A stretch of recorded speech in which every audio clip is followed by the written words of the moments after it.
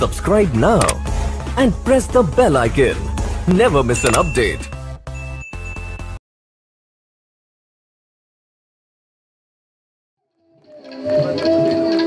संजीवनी परिवाराचे श्रीयुत हेमंत नाईक, अध्यक्ष, नियोजित अध्यक्ष वसनप्पा देशमुख आणि आपले जे व्याख्याते आहेत संजय जोशी यांनी व्यासपीठावर यावं अशी मी त्यांना विनंती करते.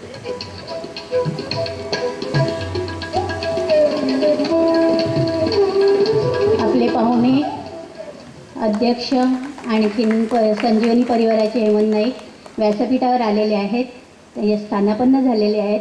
पुनश्च आपण टाळ्यांच्या गजरात त्यांचं स्वागत करूया. कोणत्याही कार्यक्रमाची सुरुवात प्रथम ईशपूजनाने आणि दीपप्रज्वलनाने केली जाते.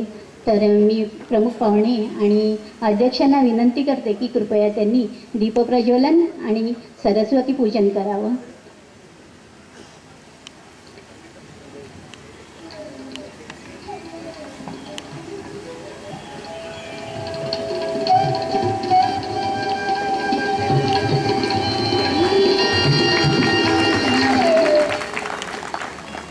दीपप्रज्वलन करत आहेत आपले आजचे प्रमुख पाहुणे जोशी सर.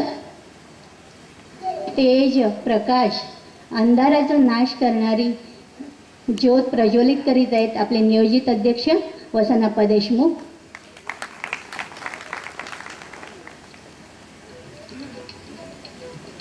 दीप प्रज्वलन झालेले आहे.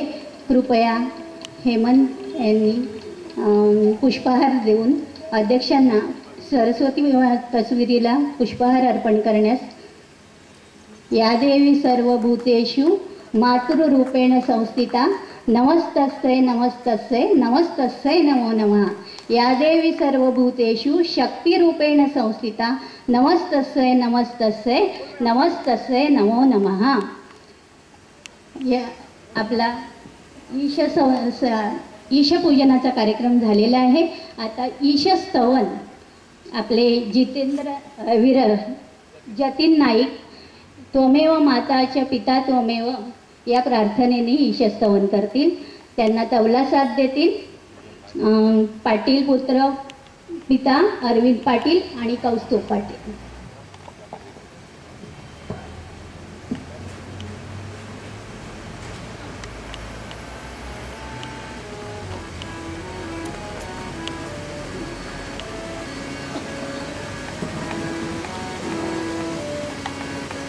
तुम्ही हो माता पिता, तुम्ही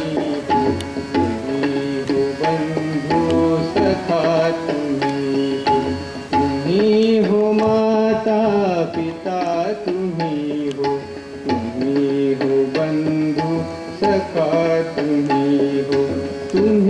हो साथी, तुम्ही सहारे, कोई न अपना सिवा तुम्हारे.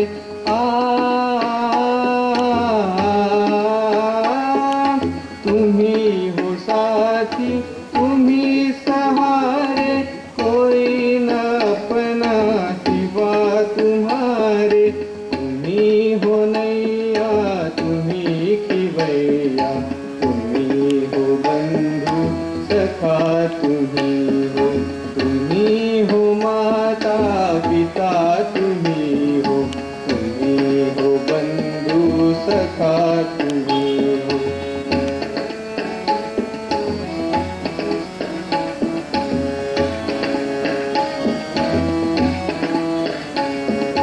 जो खिल सके ना वो फूल हम हैं, तुम्हारे चरणों की धूल हम हैं.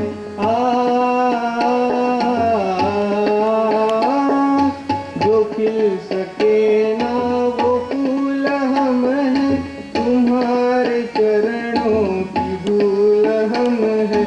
दया की दृष्टि सदा ही रखना, तुम्ही हो बंधू सखा, तुम्ही हो माता पिता, तुम्ही हो बंधू सखा, तुम्ही हो बंधू सखा, तुम्ही तुम्ही हो बंधू सखा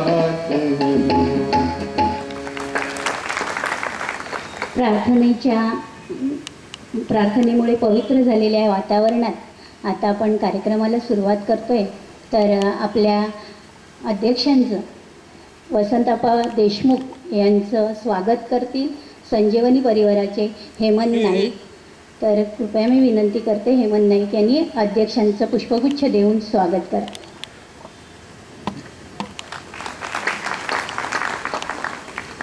सन्माननीय अध्यक्षांना मी विनंती करते की आजचे आपले प्रमुख वक्ते संजय जोशी सर यांचं स्वागत आपण शाल श्रीफळ आणि पुष्पगुच्छ देऊन करावे.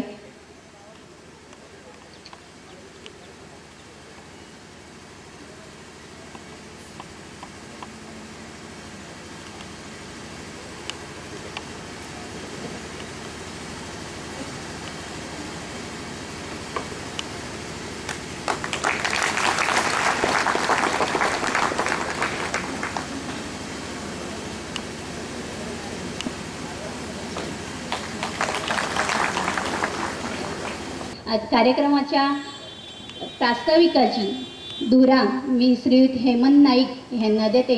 यांनी कार्यक्रमाचा प्रास्ताविक आणि वक्त्यांचा परिचय करावा अशी मी त्यांना विनंती करते. प्रमुख पाहुणे माननीय संजय जोशी सर, समोरील सर्व मान्यवर, उपस्थित श्रोते, आपणा सर्वांचं मनपूर्वक स्वागत. व्याख्यानमालेस तरुण आणि तरुणींची उपस्थिती वाढते हे थोडं आमच्यासाठी उमेद वाढवणार आहे. त्यांचं विशेष स्वागत. आजचं आपल्या 9व्या व्याख्यानमालेचं तिसरं आणि समारोपाचं पुष्प गुंफणार आहेत माननीय संजय जोशी. आपला विषय आहे मी आणि माता देव. संजय जोशी हे ख्यातनाम लेखक आहेत. साहित्य विश्वात अभ्यासपूर्ण लेखन करणारे लेखक म्हणून ते परिचित आहेत. विविध नियतकालिकं, वर्तमानपत्र, ललित आणि अंतर्नाथसारखी मासिकं, दिवाळी अंक यांच्यामार्फत वेगवेगळ्या विषयावरती त्यांचे अनेक लेख प्रसिद्ध झालेले आहेत. नचिकेताचं उपाख्यान, रेणुकाचं उपाख्यान, आहे कार्पोरेट तरीही अशी अनेक पुस्तकं त्यांची प्रसिद्ध झालेली आहेत. 17-18 वर्षाच्या कार्पोरेट क्षेत्रातल्या अनुभव त्यांनी आपल्या आहे कार्पोरेट तरीही या पुस्तकात नमूद केलेले आहेत. ICWA या परीक्षेत ते संपूर्ण भारतातून 9व्या क्रमांकाने उत्तीर्ण झालेले आहेत आणि त्यांच्या करिअरची सुरुवात कॉस्ट अकाउंटंट म्हणून झाली. आयडिया सेल्युलरमध्ये असिस्टंट व्हाईस प्रेसिडेंट या पदावर काम करत असताना आयुष्याचा अर्थ आणि प्रयोजन शोधायचे आणि साहित्यामधून ते सातत्याने लिहित राहायचे या ध्यासापोटी त्यांनी अवघ्या 43व्या वर्षी स्वेच्छानिवृत्ती घेतली. अशा सरांचं पुन्हा एकदा मनपूर्वक स्वागत. संजीवनी व्याख्यानमालेचं नियोजन आणि वक्त्यांची निवड, विषयांची निवड अत्यंत विचारपूर्वक केलेली असते. साधारण वर्षभर वक्त्यांची आणि विषयांची शोध मोहीम आपली चालू असते. तुमचं आयोजन एकदम उत्कृष्ट असतं असं परवा आलेले संदीप वासलेकर यांनी व्याख्यानानंतर बोलताना सांगितलं. ते एवढं बोलून थांबलेलं नाही आहेत, तर त्यानंतर दुसऱ्या दिवशी त्यांनी ताबडतोब मेल केली आहे. तुम्हाला थोडा वेळ घेतो मी, पण त्यांची मेल त्यांनी ज्या शब्दात लिहिली आहे, अर्थात ती इंग्लिशमध्ये, मी तुम्हाला एक 4 ओळींची मेल त्यांची वाचून दाखवतो. Shri Sandeep Waslekar sir, let me again thank you for excellent organisation of एकादशीचा शोध interface event last Saturday. I am much impressed by the groundwork you have done, highly professional quality of organization aspect and the engaging audience. It was a pleasure to meet you and all your team members. Please give my regards to them. Sanjeevani Vyakhanmala is a very constructive upakram to provide an intellectual and cultural feast to the people of Nalasopara every year. Please accept my good wishes for continued success of your activities. खरं म्हणजे हे त्यांनी सांगितल्यानंतर जबाबदारी आपली अधिक वाढली यांची आम्हाला जाणीव आहे. संजीवनी परिवाराचा पुढचा उपक्रम असेल विद्यार्थी मेळावा. साधारण जूनच्या पहिल्या किंवा दुसऱ्या रविवारी आपण विद्यार्थी मेळावा घेणार आहोत. नेमकी तारीख आपल्याला नंतर कळवण्यात येईल. ही व्याख्यानमाला करीत असताना अनेकांचं सहकार्य आपल्याला लाभत असतं. सर्वांची नावं आपण घेऊ शकणार नाही किंवा त्याच्यामध्ये आपण वेळ घालवणार नाही, पण प्रातिनिधिक स्वरूपात आपण काही लोकांना इथे बोलावणार आहोत. श्री चिंतामण नाईक ओंडाणी यांनी कृपया व्यासपीठावर यायचं आहे. श्री केशवदादा नाईक, श्री गजानन नाईक. मी आजचे प्रमुख वक्ते जोशी सर यांना विनंती करेन की त्यांनी पुष्पगुच्छ देऊन यांच्याविषयी कृतज्ञता व्यक्त करायची आहे.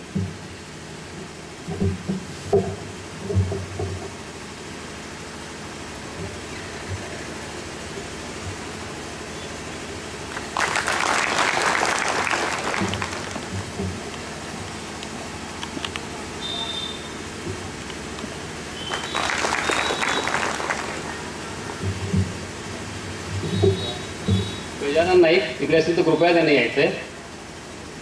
किशोर नाईक,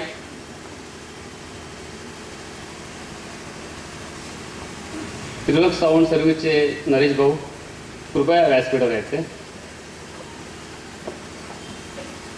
मी सरांना पुन्हा एकदा विनंती करेन.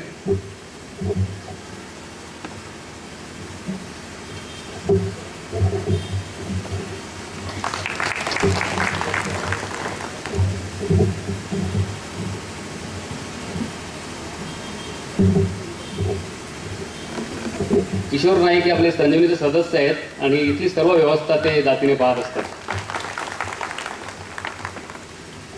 गजानन नाईक,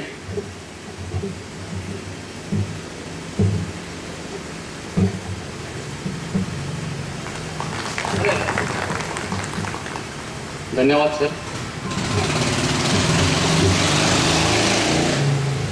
तसेच या कार्यक्रमासाठी मदत करणारे जयमुळी सहकारी पतपेढी, वसई विकास सहकारी बँक, वसई जनता सहकारी बँक, बसीन कॅथलिक कोऑपरेटिव्ह बँक, सामवेदी ब्राह्मण संघ, स्वागतगीत सादर करणारे सर्व कलाकार, या सगळ्यांविषयी मी कृतज्ञता व्यक्त करतो.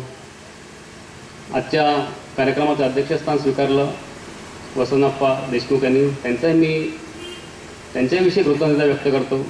जोशी सर पुण्याहून आपल्याकडे एका फोनवर संपर्क केल्यानंतर आले, त्याबद्दल त्यांचंही मनापासून त्यांच्याविषयी कृतज्ञता व्यक्त करतो आणि प्रस्ताव इकडे संपवतो. नमस्कार.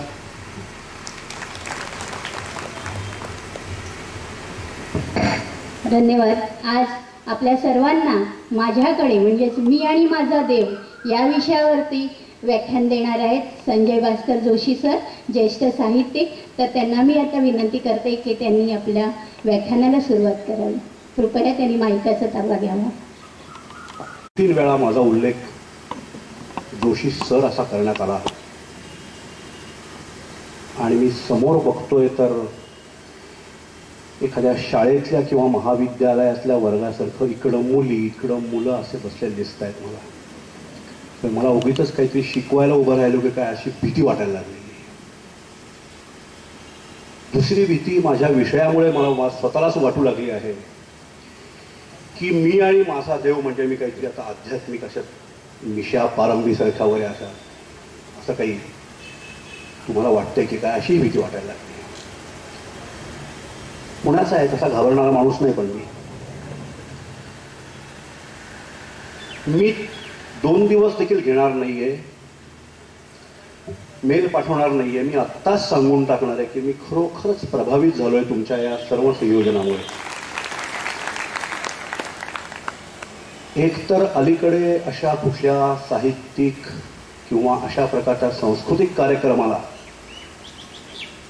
थोड्या मोठ्या प्रमाणावर उपस्थिती हे अंमळ अवघडच होत चाललंय.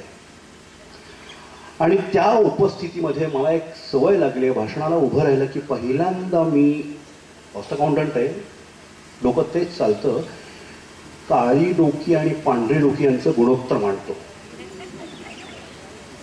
72.83% काळी डोकी आहेत. ही खरोखरच अभिनंदन करावे अशी गोष्ट की 72.83% काळी डोकी इथं आहे. चेक करून बघा, त्याचाही मला विशेष आनंद होतोय. आणि भाषणाला सुरुवात करण्यापूर्वी मी अजून एक गोष्ट जाहीर करून टाकतो की तुम्ही नुकतंच जाहीर केलं की इथं एक विद्यार्थी मेळावा घेणार आहे. तर त्या विद्यार्थी मेळाव्याला देखील यायला मला अतिशय आनंद वाटेल.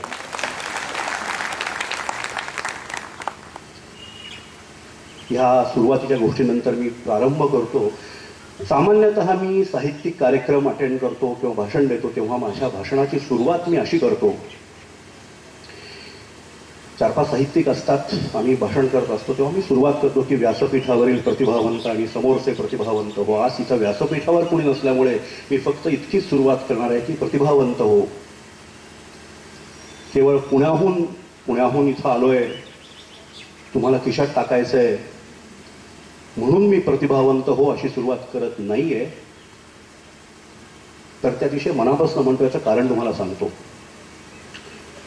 लेखक माणूस आहे मी. साहित्य कृती असो किंवा कोणतीही कलाकृती असो, त्या कला निर्मितीची प्रातिभ सुरुवात लेखक करतो, पण त्याची सर्जनशील पूर्तता वाचक करतात. आणि म्हणून वाचकाची प्रतिभा, वाचकाची सर्जनशीलता ही तितकीच तोलामोलाची असते आणि साहित्य निर्मितीसाठी तितकीच आवश्यक असते. म्हणून म्हणलं प्रतिभावंत हो. आज जेव्हा सकाळी मी राजीव नाईक यांच्याशी बोललो, आमचं फोनवर बोलणं झालं होतं. ते म्हणले होते की माझा अध्यात्म हे सदर तुमचं खूप आवडायचं मला आणि तुम्ही एकदा आमच्या लोकांशी गप्पा मारायला या. म्हणून आनंदाने येतो. पण तेव्हा काही विषयाचं नाव असं ठरलं नव्हतं, मी आणि माझा देव. आज सकाळी मी फोन केला आणि म्हणलं की येतोय मी, निघालोय घरनं. आणि काय म्हणलं विषय काय? ते म्हणले मी आणि माझा देव. मी घाबरलो क्षणभर. पण दुसऱ्या क्षणी मी राजीव नाईक यांना सांगून टाकलं तशी काही मला काळजी वाटत नाही, कारण मला हवं तेच बोलणार आहे. तुम्ही विषय कुठला ठेवला तरी मला आयुष्यात इतरांना जे हात वर करून कुठल्याही समुदायात कुठल्याही व्यासपीठावर वरून सांगावं असं वाटतं तेच मी सांगणार आहे. याला बाय द वे हिंदुस्थानातला कावळा करणं म्हणतात. तुम्हाला ती गोष्ट माहिती आहे का, हिंदुस्थानातला कावळा? नसेल तर सांगतो मी. 10वीला असताना माझा एक मित्र होता. त्याला प्रॉब्लेम पडायचा की नेहमी निबंध कसा लिहायचा इंग्लिशमध्ये. अवघड विषय, किती निबंध करणार, किती पाठ करणार ना. आणि पुन्हा आपण पाठ करू तो निबंध येईल याचा भरोसा काय. तर त्याचा एक मित्र त्याला म्हणला की तुला एक युक्ती सांगतो मी, तू एकच निबंध लिहून ठेव, माझा आवडता हिंदुस्थानातला कावळा पाठ करून ठेव, दणकट. गंमत म्हणजे परीक्षेत विषय कुठलाही येऊ देता. उदाहरणार्थ विषय आला माझा आवडता नेता, आपण सुरुवात करायची. श्रीयुत क्ष यांची सभा होती. त्या सभास्थानी मी गेलो होतो. बापरे, केवढी गर्दी जमली होती. पार झाडावर देखील माणसं बसली होती. आणि तिथं झाडाच्या एका फांदीवर मला एक हिंदुस्थानातला कावळा दिसला. हिंदुस्थानातला कावळा म्हणजे काय सांगायचं, पुढं आपला पाठच आहे. ताड ताड ताड लिहून टाकायचं आणि शेवट करायचा. माझे विचार कावळ्याविषयी किती गेले असते कुणास ठाऊक. पण तेवढा श्रीयुत क्ष आले आणि उत्तम बोलले. घरी येताना मला इतकेच वाटलं किती महान आहेत श्रीयुत क्ष. निबंध संपला. कुठलाही विषय जरी आला तरी आपण आपला हिंदुस्थानातला कावळा करायचा. तसं मी राजीवला म्हणलं की बाबा तुम्ही विषय काही द्या, मला मी हवं तेच बोलणार आहे. आणि मित्र हो, हवं तेच म्हणजे एका वाक्यात सांगायचं तर कोणत्याही व्यासपीठावरती, कोणत्याही समुदायात, कोणत्याही समूहामध्ये, कुठल्याही ग्रुपमध्ये मी हात उंच वर करून सांगतो, मित्र हो, मी अत्यंत आनंदी आणि समाधानी माणूस आहे. तो का आणि कसा हेच मी सांगणार आहे. त्याला आज देवाचा रंग देऊयात, नो प्रॉब्लेम. पण मला तुम्हाला आवर्जून एकच गोष्ट सांगायची आहे मित्र हो, की आनंदी असणं, आनंदी राहणं, समाधी राहणं हे अतिशय सोपं आहे. आजूबाजूला बघा तुम्ही, बहुतेक सगळी माणसं तुमच्या आजूबाजूची दुःखीच आढळतील तुम्हाला. शोधत असतील एखादा खांदा ज्याच्यावर डोकं टेकून आपले 4 अश्रू ढाळावेत अशी. कुठेही बघा, प्रत्येकाला आपलं काहीतरी रडगाणं सांगायचं असतं. प्रत्येकाला. तुमच्यापैकी ज्योतिष किती लोकांना सांगता येतं? बहुतेकांना सांगता येत नसेल. मी तुम्हाला एक आयडिया सांगतो, एकदम सोपी आयडिया. समजा तुम्ही ट्रेनमध्ये किंवा बसमध्ये बसला आहात, तर समोरच्या मध्यमवर्गीय बाई असेल, कुठली बाई असेल, तर हात हातात घ्यायचा. तो एक चान्स असतो हातात घ्यायचा. ज्योतिष आहे अगदी सेफ.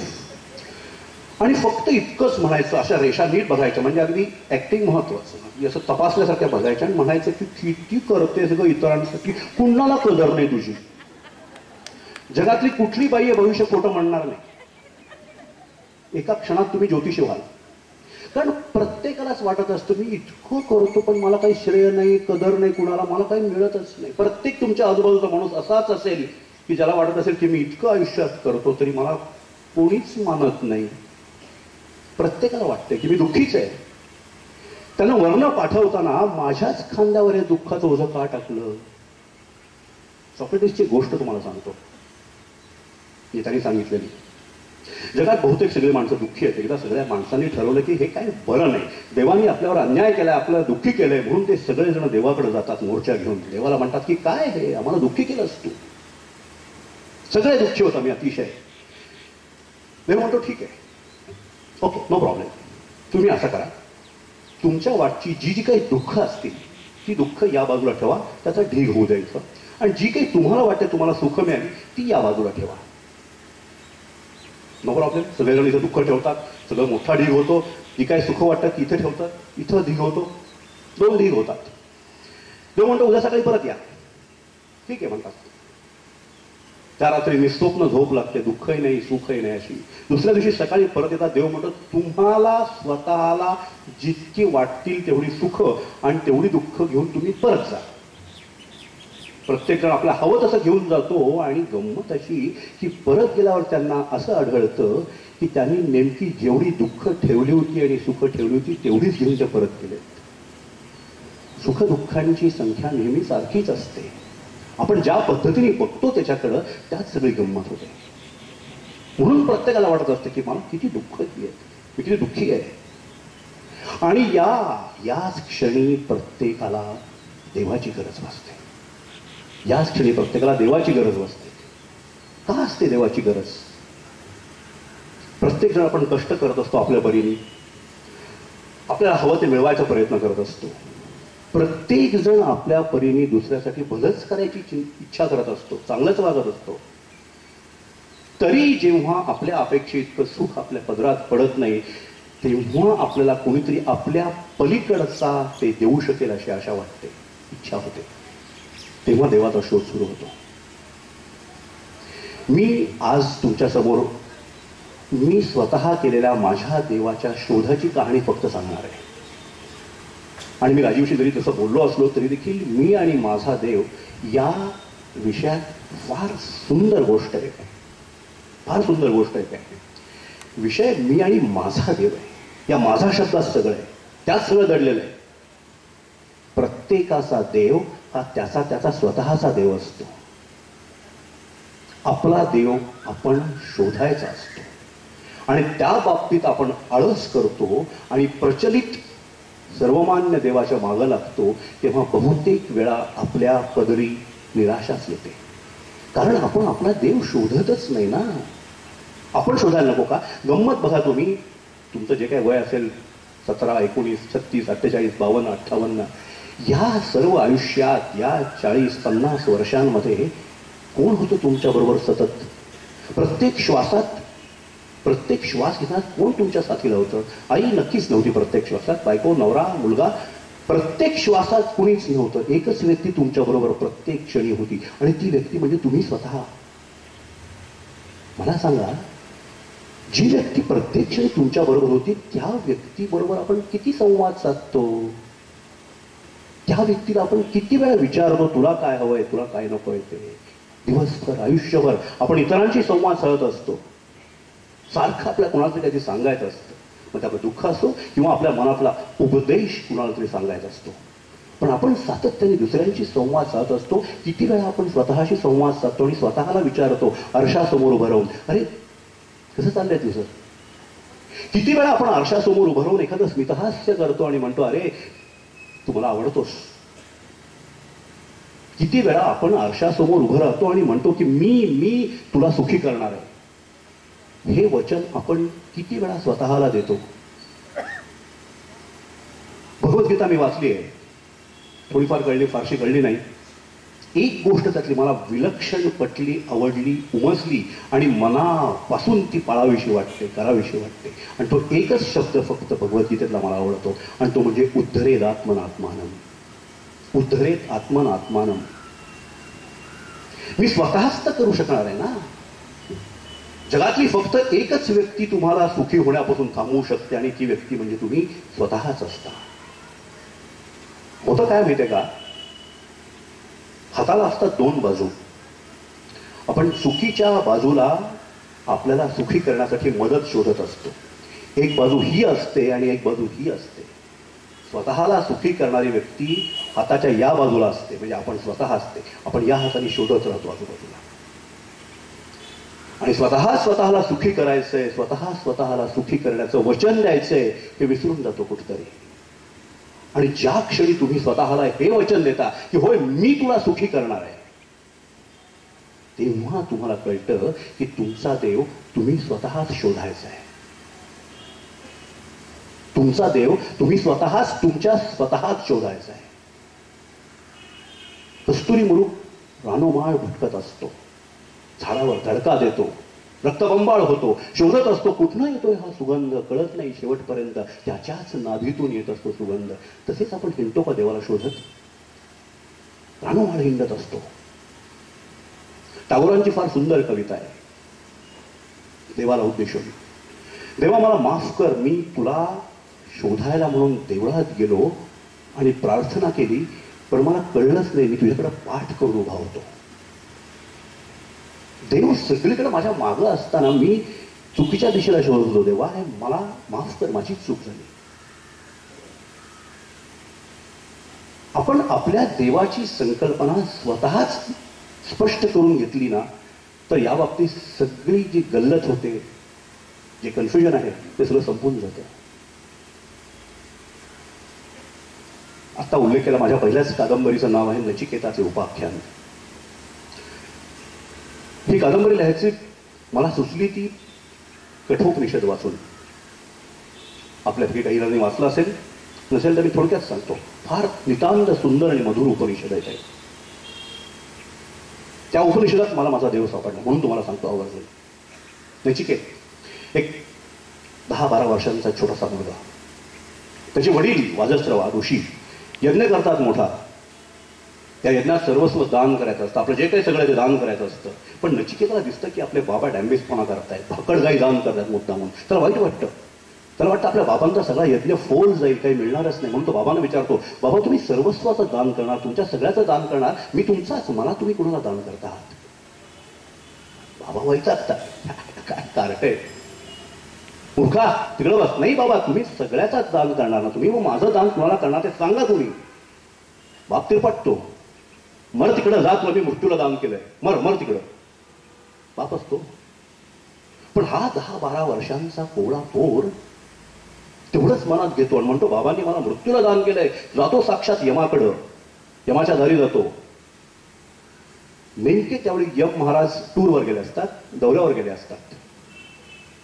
दारात बसून राहतो. यमाची बायको म्हणते, अरे आत ये बाळा, लहान असतो, तो पीत नाही पाणी, खात नाही एकही घास. 3 दिवस 3 रात्री तसाच दाराशी बसून राहतो.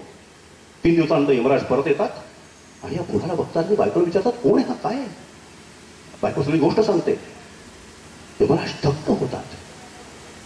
एवढ्याशा लहान मुलाची ही निष्ठा शब्दावरची. त्यावेळी ते यमराज त्याला 3 वर देतात. कोणतेही 3 वर माग. पहिल्या वरात तो आपल्या वडिलांचा यज्ञ फोल जाऊ नये असं मागतो वडिलांसाठी. यमराज त्याला म्हणतात, तुझं वय काय आहे? काहीतरी चांगल्या खायच्या प्यायच्या, कपडे, अशा गोष्टी मागतो. पण नाही, तो ऐकत नाही. दुसऱ्या वरात नचिकेत अग्नीची विद्या मागतो आणि तिसऱ्या वरात तो ब्रह्मज्ञान मागतो. आणि त्या ब्रह्मज्ञानाचा गाभा म्हणजे एक श्लोक, ज्याने माझं आयुष्य बदललं. तो श्लोक म्हणजे श्रेयश्च प्रेयश्च मनुष्यमेतस्तौ संपरिक्त विविनक्ती धीरः. माणसाच्या आयुष्यात श्रेयस आणि प्रेयस दोन्ही समोर येत असतात. जे सामान्य बुद्धीचे लोक असतात, मंद बुद्धी असतात, ते प्रेयसाची निवड करून त्याच्या मागे धावत राहतात, पोर फोडून जखमी होतात, पण कधीच हवं ते मिळत नाही. ते प्रेयसाची निवड करतात. आणि जे मेधावी असतात, काय सुंदर शब्द आहे बघा, मेधावी, जे खरे शहाणे असतात, आत्मशहाणे मेधावी असतात, ते श्रेयसाची निवड करतात. हे ज्याला कळलं त्याला त्याचा देव सापडला. फक्त ही कादंबरी लिहिताना किंवा आज विचार करताना, इनफॅक्ट तुम्ही तर वाचले असेल, तुम्हाला त्या कादंबरीत मी एक वाक्य दिलंय की आजच्या युगाची उपनिषदं आपण स्वतःच लिहायला हवीत. संदर्भ बदललेत, काळ बदललाय, मग आजच्या जगण्यातले प्रश्न जे आहेत त्यांची उत्तर आपण शोधायला हवीत. आजची उपनिषदं आपणच लिहायला हवीत.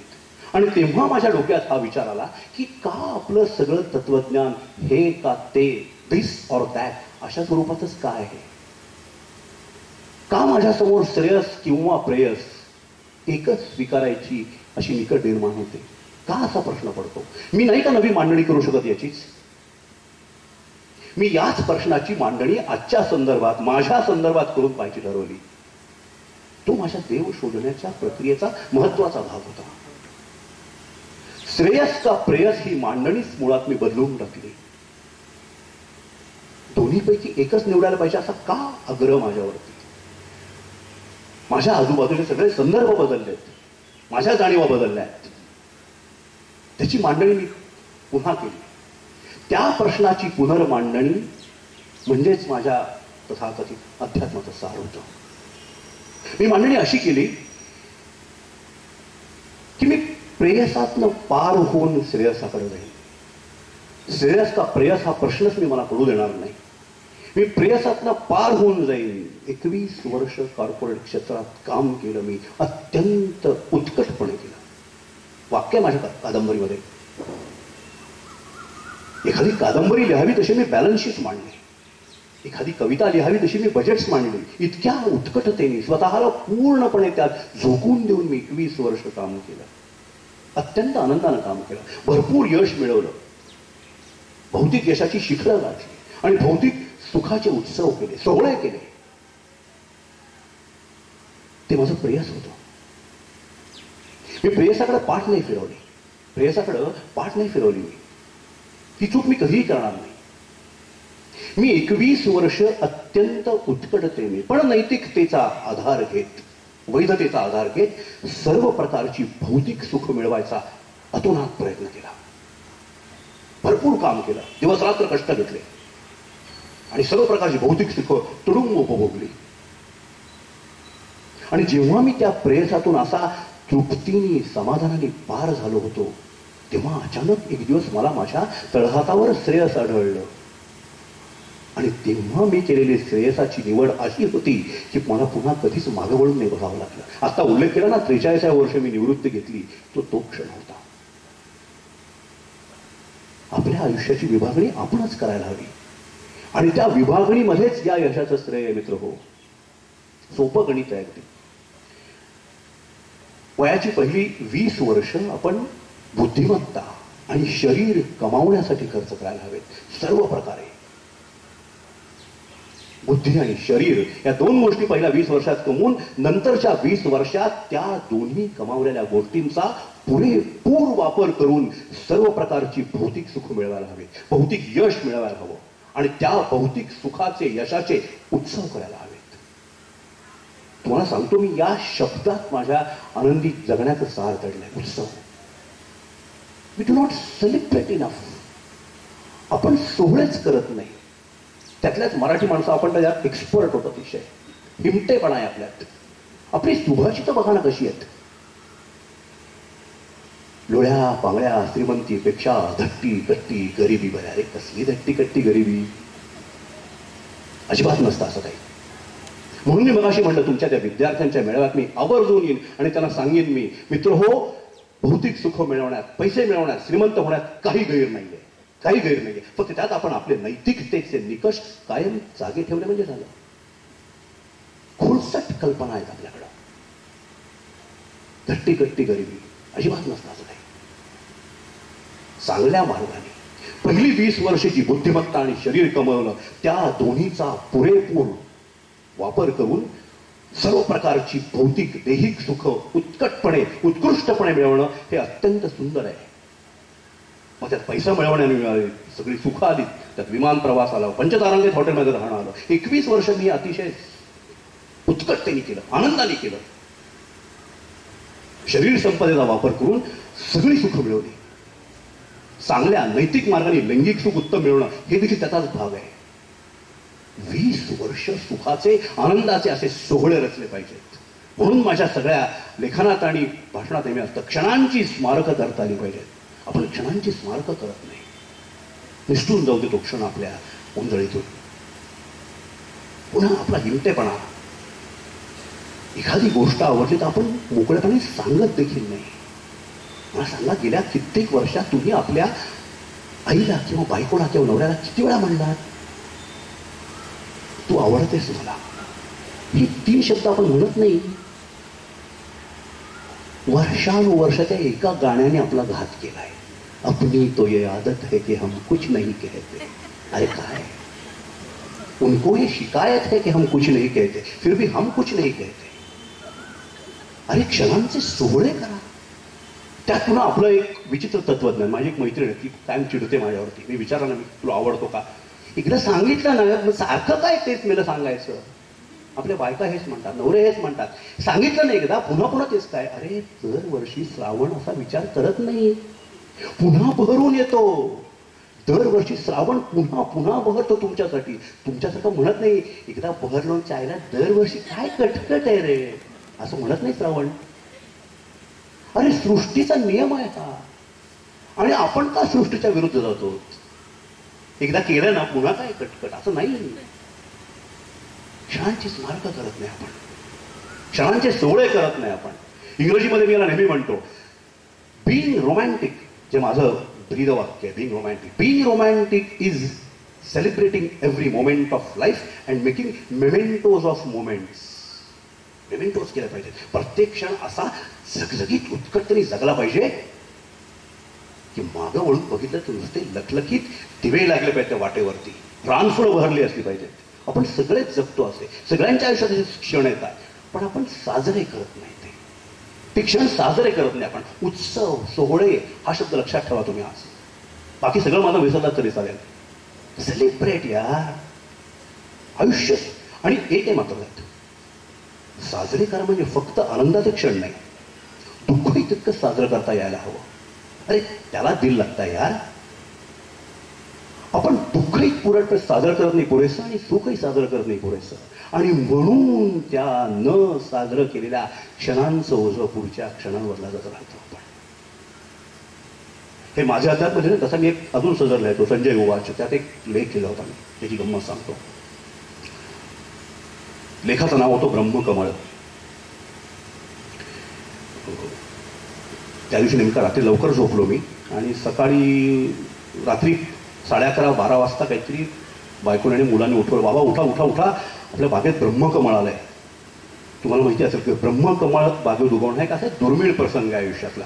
ते सहसा येत नाही ते, आणि ते रात्रीच येतं नेमकं. माया काय माणसाची गोची. झोपलो होतो, ते झोपेत बघितलं असेल बहुतेक मी, पण लगेच झोपून गेलो. दुसऱ्या सकाळी मुलांनी ते फोटो काढले, दाखवले मला. सगळ्यांची मोलकरीण आली, शुभांगी तिचं नाव, आणि ती माझ्या बायकोला म्हणजे मी ऐकलं की वहिनी आज घरात काहीतरी गोडधोड करा. मला कळलं ना का गोडधोड करा, तर ती बायकोला सांगतो वहिनी आज ब्रह्मकमळ आलं तुमच्या बागेत, आज काहीतरी गोडधोड करा. त्या एका वाक्यात मला किती खूप सापडलं. आपल्या बागेत एखादं फूल येतं, ते क्रेडिट सगळं आमच्या सिद्धू माळ्याचं, मी काही केलं नव्हतं, पण ते साजरं करायला पाहिजे ना. आपण साजरंच करत नाही. काही दिवसांपूर्वी मी आमच्या घराच्या मागं टेकडी आहे, तिथे फिरायला गेलो होतो. माळराने असं चांगला पुढे लांब, तिथं थोड्या अंतरावरती अशी माणसांना घोळका जमलेला दिसला. तर पहिला संशय मला आला की कोणतरी पडलंय पिऊन तिथं, किंवा मरून, किंवा असं काहीतरी पडलंय तिथं. आपल्याला नेहमी वाईट शंका आहे. जवळ जाऊन बघितलं तर आयुष्यात एकदाच दिसावं असं दृश्य दिसलं.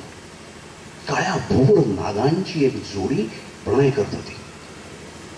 तुम्हाला सांगतो, तुम्ही एकदा बघितलं ना तर हिंदी सिनेमा पुन्हा कधी बघणार नाही. अरे प्रणय करावं तर सपांनी असे विळखा घालायचे, 4-5 फूट वर उडायचे आणि खाली पडायचे. ते पावसात उचलणं वगैरे असतं ना, ते काही खरं नाही. प्रणय बघावा तर नागांचा. ते दृश्य बघितलं आणि मी बेभान झालो. कोणीतरी म्हणलं की आयुष्यात एखाद्या वेळी तशी संधी मिळते, आणि हा भाग्याचा क्षण आहे. त्यानंतर बरोबर 8 दिवसांनी मी एका ट्रिपला गेलो होतो, आणि येताना अशीच गर्दी दिसली वाटेत. तर मी माझ्या मित्रांना म्हणलं, गाडीत बसले होते, की अरे असंच गर्दी दिसली त्या दिवशी मला जाऊन, मला वाटलं कोणतरी मरून पडलाय. तर तिथं असं मी असं अप्रतिम दृश्य बघितलं. इथं माझा कोणी मरून पडला असेल. आम्ही मित्र गेलो तो मला आश्चर्य वाटेल, सोनं वितळावं तसे 2 नाग, तेच दृश्य मला दिसलं. पुन्हा 8 दिवसाच्या अंतरात 2दा दृश्य. असे भाग्याचे क्षण आपल्या आयुष्यात येत असतात. आपण किती क्षण साजरे करतो. आपण काय करतो माहिती आहे का, बँक असते की नाही, बँकेत आपण डिपॉझिट ठेवतो, त्याच्यावर व्याज मिळेल, वाढेल, ठेवून देतो. तसं आपण सुखांचं करतो. नाही राहू दे ना, अजून थोडं जास्त सुख झालं की मग मोठी पार्टी करू आपण. नाही आता मुलाला 10वीचा निकाल लागला, पण 12वीचा निकाल मोठ्या मुलाला लागला की मोठी पार्टी करू. आपण आनंद साजरा करायचे क्षण पुढे ढकलत राहतो, वाढवत राहतो. बँकेत थोडं व्याज मिळतं आनंदावरती. काळजी घ्या बरं, एक दिवस जगण्याची ही बँक दिवाळखोरीत निघते आणि मग सगळंच साजरं करणं राहून जातं. आजचे आनंद आज साजरे करणं फार महत्वाचं आहे. आपण आजचे आनंद, आजची दुःख पुरेशी साजरी करत नाही ना, म्हणून ती उद्याच्या क्षणांवरती आक्रमण करतात. सगळा गोंधळ होतो, चिखल होतो, दुःख आणि सुख यात गोंधळ होतो. आपण सुस्पष्टपणे आजचे आनंद उत्कटपणे साजरे केले, आजची दुःखही उत्कटपणे साजरी केली. दुःखांचे उत्सव करता येतात बरं का. त्यातल्या ते या साईडची फार गोची असते. या साईडची वयाच्या 13व्या वर्षापासून 14व्या वर्षापासून ही गोची सुरू होते. ही कविता लिहिली याच्यावरती. मांडीवर टेकीने डोके ते वयही सरून गेले, ढगनभातले आषाढी डोळ्यावर चालून आले. आपण रडायचं देखील विसरून जातो. त्यातल्या या भागाची फार गोची. 13व्या-14व्या वर्षापासून आपण ती एक सुंदर गोष्ट देखील विसरून जातो. रडण्यामुळे मनच नाही, डोळेही साफ होतात. पण आपण किती क्षण त्या क्षणांना न्याय न देताच सोडून देतो. अशी क्षणांची स्मारके केली, असे क्षणांचे उत्सव केले, तरच ती मधली 20 वर्ष जी मी सांगतोय आता तुम्हाला, ते उत्कटपणे जगून सर्व भौतिक सुख अत्यंत आनंदाने उपभोगून जर आपण प्रेयसाच्या पार झालो, तर जो क्षण मला 43व्या वर्षी तळहातावर मिळाला श्रेयसाचा, तो अवघड नाही. आणि त्या क्षणी सगळं सोपं होऊन जातं. तुम्हाला खरंच सांगतो मी, प्लीज बिलीव्ह इन मी.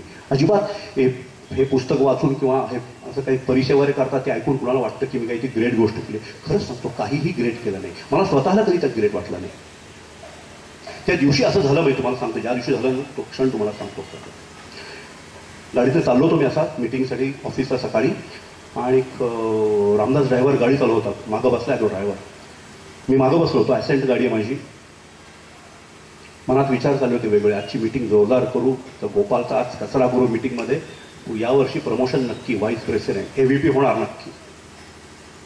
मनात विचार आला की नचिकेत मुलगा म्हणतो की गाडी आता बदलायला हवी ना, ॲसेंट 4-5 वर्ष वापरली, होंडा सिटी घ्यावी. पुढे होंडा सिटी चालली होती, नाहीतरी नवी नुकतं सर्क्युलर आलोच की 16 लाखाची आता लिमिट मिळाली म्हणून. सहज होंडा सिटी काय इव्हन करोडा पण घेता येईल. मन चावट. मन म्हणलं मग पुढं. मी म्हणलं पुढं काय, पुढं कॅमरी घेऊ, कॅमरी. मग पुन्हा म्हटलं मग पुढं काय, अजून एक 20 वर्षानंतर मी मर्सिडीज देखील घेईन. मन गप्प बसत नाही. पुढं काय, विमान थोडंच घेणार आहे. मनात विचार चालू राहिले, विचारचक्र चालू राहिलं. लग्न झालं तेव्हा 2 खोल्या होत्या फक्त. लवकरच 4 खोल्यांचा फ्लॅट आला, 5 खोल्यांचा आला, रो हाऊस आलं. पुढं काय, बंगला बांधू. पुढं विचार चालू राहतात मनात, एकात नाही चक्र असतं. लग्नानंतर हनीमूनला महाबळेश्वरला गेलो होतो, व्हेज हॉटेल भारत छोटंसं. मग हिमाचल प्रदेशची ट्रिप केली. 4 वर्षापूर्वी बँकॉकला घेऊन गेलो बायकोला, बँकॉक, सिंगापूर, मलेशिया. पुढं काय, युरोप करीन, युरोपला यायचंच आहे नाहीतरी. पुढं अमेरिकेला जाईल. पुढं या पुढंला अंत नाही. ते त्या क्षणी मला कळलं, या पुढंला अंत नाही. आणि त्या क्षणी मित्र हो माझ्या आयुष्यातल्या प्रेयसाचा अंत झाला. आणि नकळत खांद्यावरती एका मुक्तीच्या सुंदर फुलपाखराचा स्पर्श झाला आणि तळहातावर श्रेयस दिसलं. स्वातीचा थेंब तळहातावर यावा ना, तितक्या अलवारपणे श्रेयस माझ्या हातावर आलं. आणि खांद्यावर बसलेलं फुलपाखरू माझ्या कानात गुणगुणायला लागलं आणि त्या क्षणी तो निर्णय झाला. त्यात काहीच विशेष नव्हतं. बिकॉज द की वॉज 21 वर्षात उत्कटपणे जगलेलं आयुष्य, 21 वर्ष केलेले क्षणांची स्मारकं आणि उत्सव, 21पणे कवितेसारखे लिहिलेले बॅलन्स शीट, कादंबरीसारखे लिहिलेले बजेट्स. त्या 21 वर्षात, त्या उत्कटतेमध्ये, त्या प्रत्येक उत्सवात, सोहळ्यात त्या क्षणाची बीजे होती. मी प्रेयसाला नकार नाही दिला. मी श्रेयस का प्रेयस हा प्रश्नच माझ्यासमोर येऊ दिला नाही. मी प्रेयसातून पार झालो. उत्कटतेने ते सगळं जगून, मनापासून जगून पार झालो. आणि मग मला कधीही प्रश्न पडला नाही की हे स्वीकारू का ते स्वीकारू. अत्यंत तृप्तीने, समाधानाने, हसतमुख चेहऱ्याने मी त्या सगळ्याचा स्वीकार केला. माझ्या देवाच्या शोधातला तो पहिला टप्पा होता. आपलं श्रेयस स्वतःला सापडणं, आपल्या श्रेयसाचा शोध घेणं, किंबहुना आपल्या प्रत्येकाच्याच आयुष्यात काहीतरी श्रेयस असू शकतं ही जाणीव होणं, हा तो पहिला टप्पा आहे.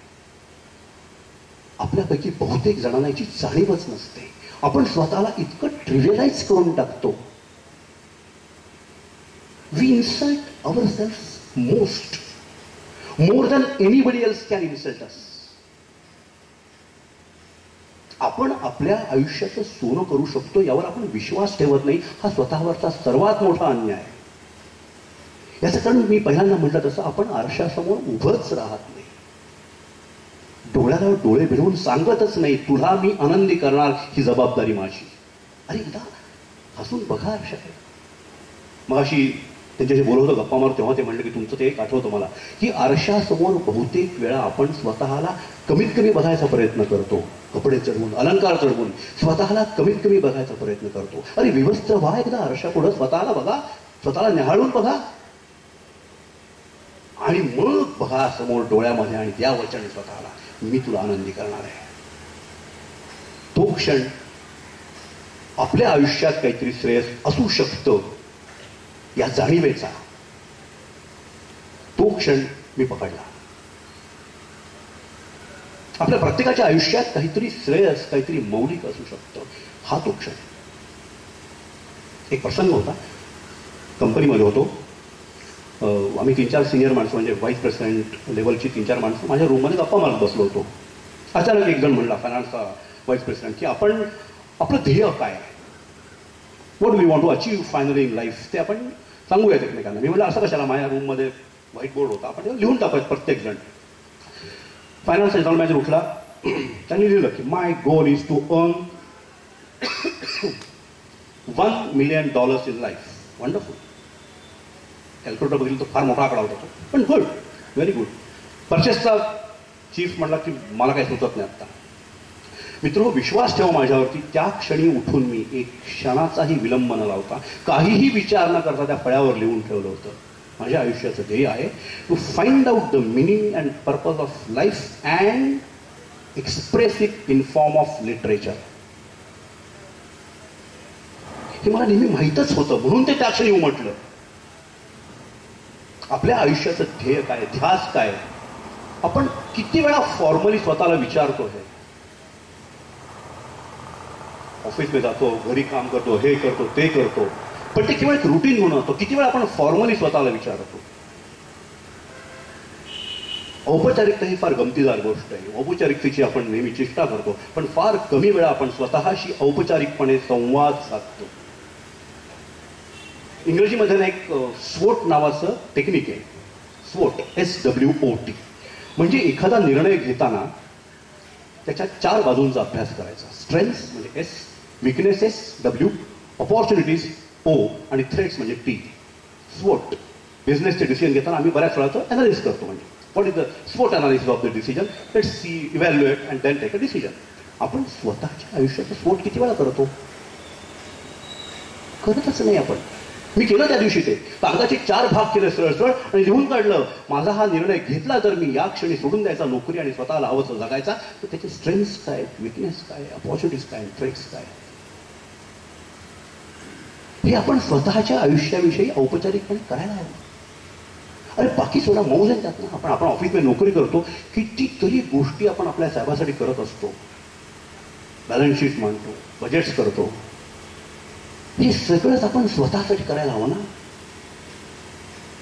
स्वतःच्या आयुष्याचं स्फोट करणं आणि दुसऱ्या अर्थाने मी म्हणलं आध्यात्मिक दृष्ट्या की स्वतःचं श्रेयस तपासून पाहणं, या एकच गोष्टी आहेत. केवळ आपल्या तत्वज्ञानात मांडलंय म्हणून श्रेयश्च प्रेयश्च श्रेष्ठ असं नाही. आणि बहुतेक पुस्तकं तर आपण चुकीच्याच वयात वाचतो, असं माझा अगदी आवडीचा सिद्धांत आहे. बहुतेक पुस्तकं आपण चुकीच्या वयात वाचतो. म्हणजे 16व्या वर्षी कंसात चोरून कामशास्त्र वाचतो आणि 60व्या वर्षी ज्ञानेश्वरी वाचतो. म्हणजे 16व्या वर्षी त्याचा उपयोग सुरू झालेला नसतो आणि 60व्या वर्षी याचा उपयोग संपलेला असतो. योग्य वयात योग्य गोष्टी आपण का नाही करत? अरे ज्ञानेश्वरी तुम्हाला कसं जगायचं हे सांगतेय, मग ती 18-19व्या वर्षी वाचायला हवी ना. वाती वळत 60व्या वर्षी नाही. सोप्या सोप्या गोष्टी असतात आनंदी व्हायच्या. त्यामुळे त्या क्षणी ज्यावेळी माझ्या हातावर माझं श्रेयस आलं, तळहातावर आलं, त्यावेळी निर्णय अतिशय सोपाच होता ना. प्रेयसातनं पार झालेल्या माणसाला मोह नाही पडत पुन्हा. आणि जाहीरपणे सांगतो आधी तर तो निर्णय घेऊन 5 वर्ष झाली, आता एकदाही मागं वळून बघावं असं वाटलं नाही. एकदाही नाही. काही मोठेपणा नाही, काही नाही. बहुतेक अशा कुठं बंदिस्त हॉलमध्ये माझं व्याख्यान असलं ना त्या विषयावरती की नोकरी सोडली वगैरे, मग ते मुलाखतीचे प्रश्न विचारतात, पण आर्थिक कसं काय सांभाळलं, सगळ्यांना कुतूहल तेवढं एकच असतं. 43व्या वर्षी नोकरी सोडून पैशाचं काय, 2 वेळ लागतं ना गिळायला. एक गंमत सांगतो तुम्हाला. त्या क्षणी मला कळलं होतं की I was earning much more than what I need. आपल्याला फार कमी लागतं जगायला. हे गमतीची गोष्ट सांगतो तुम्हाला. म्हणजे तुम्हाला ती गोष्ट माहिती आहे, पुन्हा सांगतो. काही गोष्टी ऐकण्यात पुन्हा पण मजा असते. आपल्या बिरबलाची गोष्ट. सकाळी बादशाह येतो दरबारात आणि सगळ्यांना बोलवतो आणि कागदावर एक रेष आखतो. म्हणतो की या रेषेला मोठी कोण करून दाखवू शकेल. तो एक उमरा उठतो आणि साहेब बादशाची लेखणी घेतो आणि पुढे वाढवतो रेषी. हा हा हा. बादशाह म्हणतो हा हा नाही, या रेषेला हात न लावता कोण मोठी करेल. Our dear obedient servant Birbal उठतो, चटकन त्या शेजारी एक छोटी रेषा आखतो. ती रेषा मोठी होते. नाही नाही, इथपर्यंत गोष्ट तुम्हाला माहिती असते, सगळ्यांना माहिती असते. त्याचं खरं तात्पर्य तुम्हाला सांगतो मी. गरजांची रेषा छोटी केली की उत्पन्नाची रेषा आपोआप मोठी होते. त्याचा दुसरा एक अर्थ तुम्हाला सांगतो. कॉर्पोरेट विश्वामध्ये आपली मराठी माणसाचं हे म्हणण्यात फार वाकफगार असतं, तिथं फार राजकारण असतं. बुवा कॉर्पोरेट लाईफ म्हणजे भयंकर राजकारण असतं. म्हणजे काही चुकीच्या लोकांनी चुकीच्या कादंबऱ्या ह्या कॉर्पोरेट क्षेत्रावर नाव म्हणून हे गैरसमज पसरले आहेत. कॉर्पोरेट क्षेत्रातलं राजकारण म्हणजे देखील दुसरं तिसरं काही नसतं, तर दुसऱ्याशी रेषा छोटी करायची म्हणजे आपली रेषा मोठी दाखवायची साहेबाला, हेच राजकारण असतं. राजकारण नसतं कुठं मला सांगा तुम्ही. घरी नसतं का राजकारण? एक असते एम, एक असते डब्ल्यू. राजकारण एम म्हणजे मदर, डब्ल्यू म्हणजे वाईफ. राजकारण अहो सगळीकडे राजकारण. घरात जबरदस्त राजकारण असतं, स्पोर्ट्समध्ये राजकारण असतं, हल्ली पॉलिटिक्समध्ये देखील राजकारण असतं. सगळीकडे राजकारण पसरलंय, कारण प्रत्येकाला आपलं घोडं पुढं दामटायचंय. आपल्या गरजांची रेषा छोटी केली की उत्पन्नाची रेषा मोठी होते, हे त्याचं तात्पर्य होतं. आणि आपल्या गरजांची रेषा आपणच आधी फुगवून मोठी केली असते, कारण त्यात आपण कल्पनेतल्या भावी गरजांची मिळवण केली असते. हे इतकं सोपं होतं त्या क्षणी. त्यामुळे जेव्हा जेव्हा लोक कौतुक करतात ओळख करून, मला खरोखर काही वाटत नाही. याचं कारण त्या क्षणी पाठीवर बसलेलं फुलपाखरू आणि तळहातावरचा श्रेयसाचा स्पर्श, तो देवाच्या शोधाचा पहिला टप्पा होता. त्यानंतर देवाचा खरा शोध सुरू केला.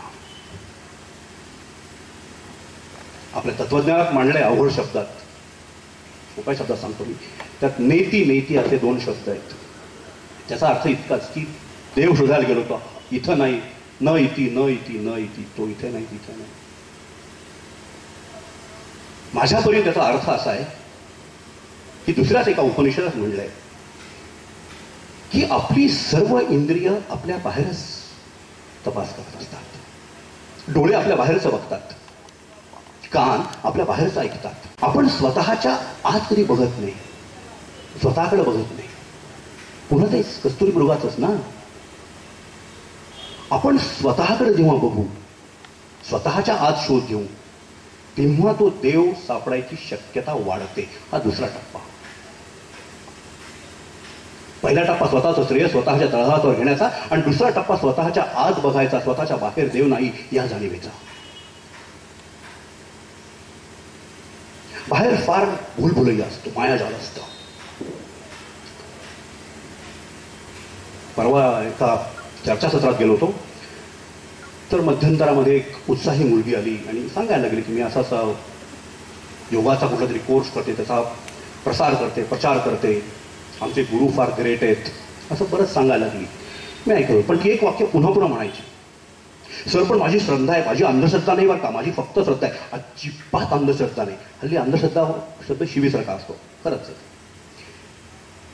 तेव्हा मी तिला एक छोटीशी गोष्ट सांगितली, तत्व सांगितलं. मी तुम्हालाही सांगतो, श्रद्धा आणि अंधश्रद्धा यात मला काही फरक आढळत नाही. श्रद्धा म्हणजेच अंधश्रद्धा. त्याचं कारण तुम्हाला सांगतो. श्रद्धा म्हणजे काय? एखाद्या गोष्टीवर पुरावा न मागता ठेवलेला विश्वास इज इक्वल टू श्रद्धा. श्रद्धा म्हणजेच पुरावा न मागणं. श्रद्धा म्हणजेच अंधपणा. श्रद्धा म्हणजेच आंधळा विश्वास टाकणं. एक लेख लिहिला होता मी संजय उवाचमध्ये. त्याचं पहिलं वाक्य होतं, तुमच्यापैकी किती लोकांनी तुमची किडनी बघितली आहे?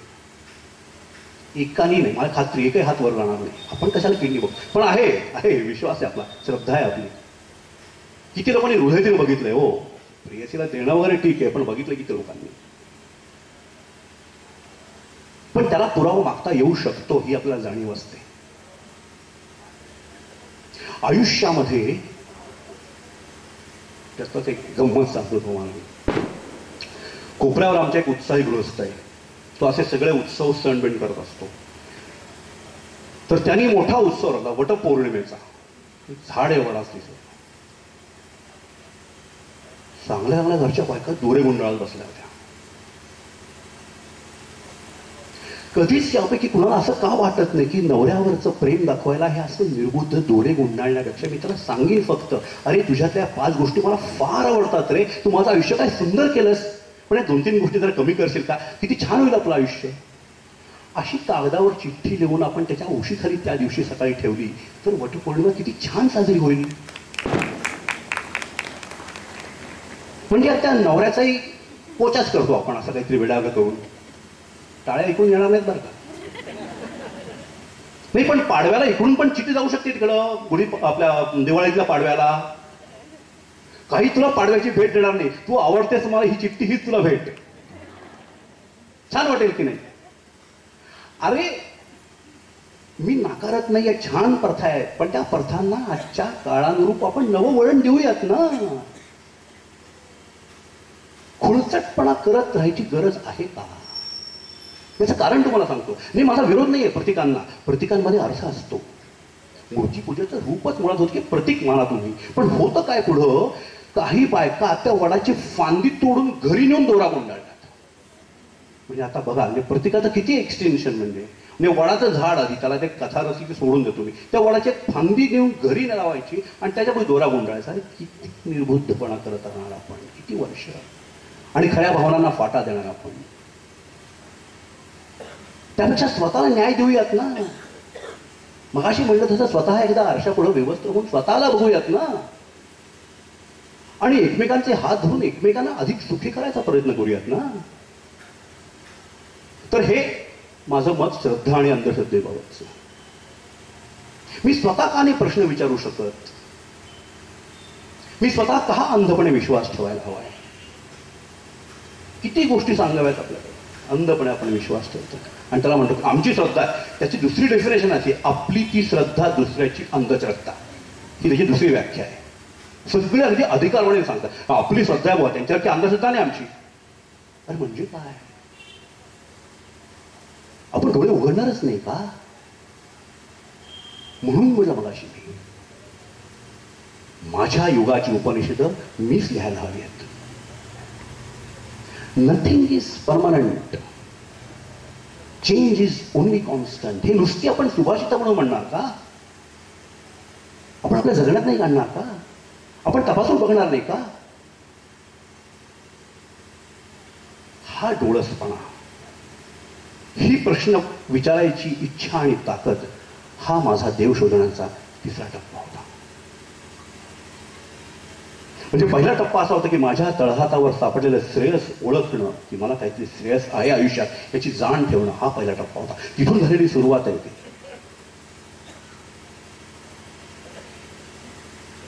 मला असं आढळलं की मी जसे माझ्या जगण्यातल्या क्षणांचे सोहळे करतोय, उत्सव करतोय, असेच उत्सव सोहळे माझ्या आजूबाजूच्या लोकांनी केले तर त्या सोहळ्याचं एक सामूहिक स्वरूप किती सुंदर दिसेल.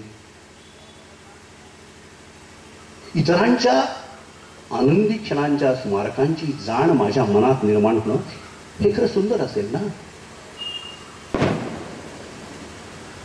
मग मला आढळलं माझ्या देवाच्या संकल्पनेच्या मी जवळ चाललो होतो. मी गणित तयार केलं, कॉस्ट अकाउंटंट आहे, समीकरण तयार केलं. ज्या क्षणांमुळे मी इतर कुणाच्या तरी चेहऱ्यावरती स्मितहास्य पसरवू शकलो, इतर कुणाच्या तरी आनंदाला वाढवू शकलो, ते क्षण प्लस, आणि ज्या क्षणांची मला लाज वाटायला लागली, मी दुसऱ्या कोणाचे दुखावलं असेल, वाईट वागलो असेल, ते मायनस. याची जर नेट बॅलन्स असेल की नाही, तो देव नाही तर तो नेट बॅलन्स असतो याची सतत कोणीतरी बेरीज वजाबाकी करतंय ही जाणीव, हा माझा देव. किंचित अवघड आहे. माझ्या मनामध्ये एक जाणीव फक्त सतत अशी राहिली पाहिजे की माझ्या जगण्यातून मी इतर कुणाच्या तरी जगण्यात आनंद निर्माण करू शकतो का, किंवा इतर कुणाच्या तरी जगण्यातलं थोडंसं दुःख हलकं करू शकतो का. एमिली डिकन्सनच्या कवितेप्रमाणे, एखादा रॉबिन पक्षी जरी मी जखमी त्याच्या घरट्यात पोचवू शकले तरी मी जगले, असं म्हणणारी एमिली डिकन्सन. पण सतत मी तसा असू शकत नाही. माझ्या आयुष्यातही मला शरम वाटावे असे काही क्षण असतात, असू शकतात, माणूस आहे मी. पण अशा क्षणांची बेरीज वजाबाकी होत आहे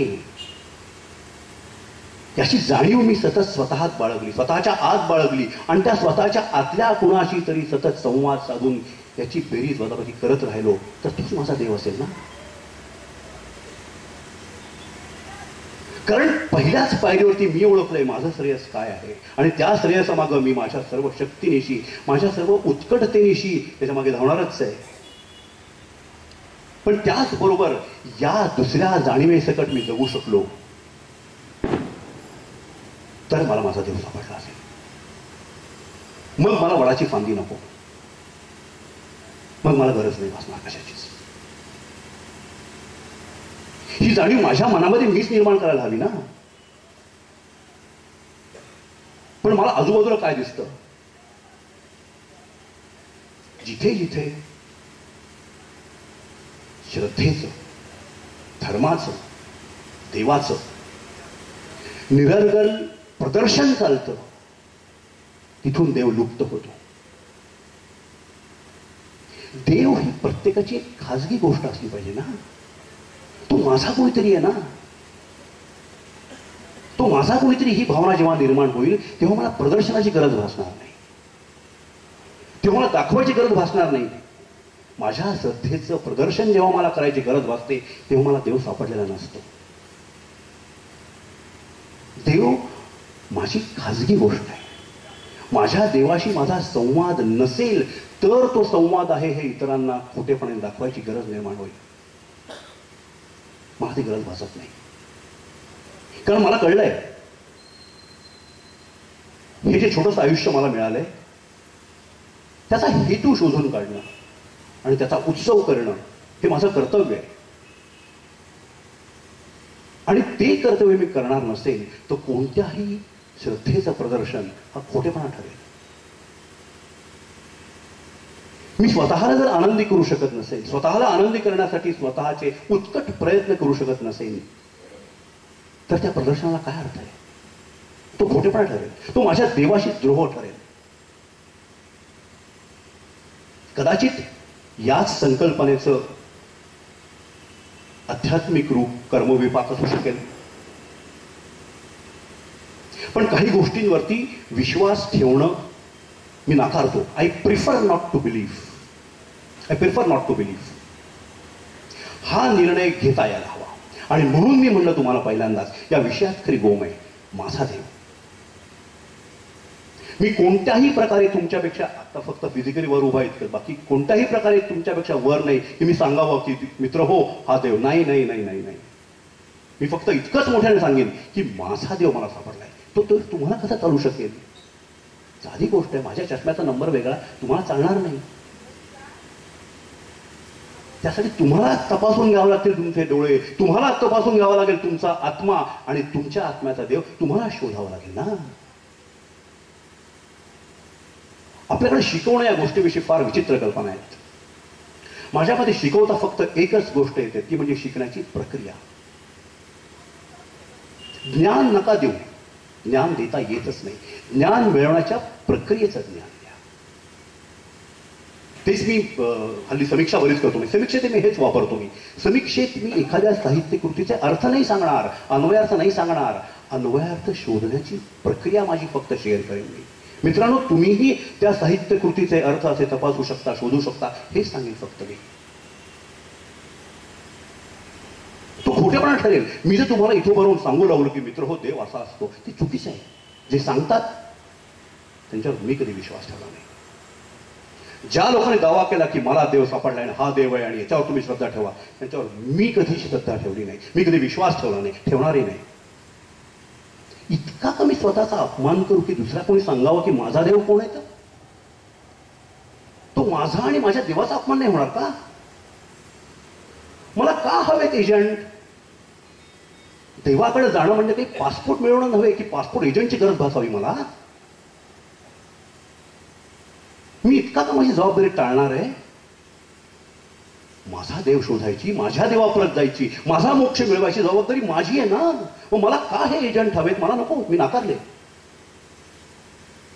आणि अशा पार्श्वभूमीवरती मी कसं एजंट होऊ शकेल? नाही नाही नाही नाही, मी नाही होणार एजंट. माझे अध्यात्म आहे. लेख मला देखील मी हेच सांगत आलो वारंवार की मित्र हो, मी माझ्या परीने हा प्रयत्न केलाय. इतकाच विश्वास तुम्हाला देऊ इच्छितो की प्रत्येक जण असा प्रयत्न करून आपल्या देवापर्यंत पोहोचू शकतो. हा विश्वास तुमच्यातला एक मित्र म्हणून खांद्यावर हात ठेवून सांगू शकेल मी. बाकी कोणताही अधिकार मला असण्याचा प्रश्नच उद्भवत नाही. अरे ICWच्या परीक्षेत पास होणं हे वेगळं आणि हे वेगळं. ईश्वराचा शोध ही काही समीकरणाची प्रक्रिया नव्हे. पण त्यातला सर्व अंधपणा नाकारून, दुसऱ्या कोणी दाखवलेले देव नाकारून आणि दुसऱ्याची एजंटगिरी नाकारून मी माझ्या स्वतःचा देव शोधला आणि माझ्या देवावर अत्यंत आनंदाने राहतो. हे मात्र मी तुम्हाला अतिशय अभिमानाने सांगू शकेन. यापलीकडे दुसरी कोणताही गोष्ट सांगायचा मी प्रयत्न केला, उद्देश करायचा प्रयत्न केला तर मी तितकाच भोंदू ठरेल ना. नाही, कुणीही तुम्हाला तुमचा देव सांगू शकत नाही. आपल्या प्रत्येकाच्या मनात रत्नाकर मतकरींचं एक छान वाक्य आहे गूढकथेविषयी. विषय बदलतो मी, नेहमीच बदलतो. ते म्हणतात आपल्याला भीती अंधाराची वाटत नाही. नाही, अंधारात आपल्याला न दिसणार काहीतरी असेल याची भीती वाटते. आपण ज्योतिष का बघतो? आपण देवाचा धावा का करतो? अज्ञात काहीतरी आहे त्याची भीती वाटते. म्हणून ज्या क्षणी ती गळून जाते ना, पुन्हा तिथंच येतो आपण. तळहातावरती तो क्षण असतो आपल्या. त्या क्षणी ते देखील गळून पडते आणि मग आपण लाचगिरी करत नाही, देवाला लाच देत नाही कधी.